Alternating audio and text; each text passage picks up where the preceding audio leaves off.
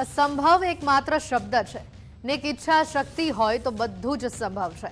આ કહેવતને સાર્થક સાબિત કરી છે બનાસકાંઠાના એક જીનિયસે। કેવી રીતે હવે તે પણ જાણીએ।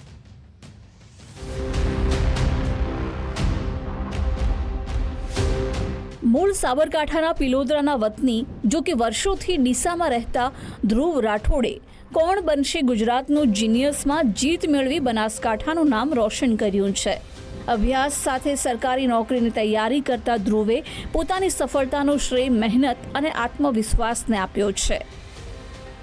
મારી મધર એટલે કે બીજા નંબરથી ટ્રાય કર્યું અને મેં ફરીથી એક વિઝા આપી જેમાં મને ખૂબ જ સારું પરિણામ આવ્યું અને હાલ સારું અનુભવ્યું। હાલમાં હું BA આર્ટ્સ ઇંગ્લિશ કરી રહ્યો છું સેમ 3 માં અને ભવિષ્યમાં મને ગવર્મેન્ટ જે જોબ છે એની તૈયારી કરી રહ્યો છું।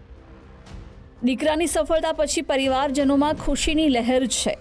ધ્રુવે યુવાનોને સોશિયલ મીડિયાનો ઉપયોગ જ્ઞાન વધારવા અને ક્વિઝ જેવી સ્પર્ધાઓમાં ભાગ લેવા અપીલ કરી છે। પ્રથમ પડાવ પછી હવે મહેનત વધુ છે, જો કે ધ્રુવના ઈરાદા વધુ મજબૂત છે।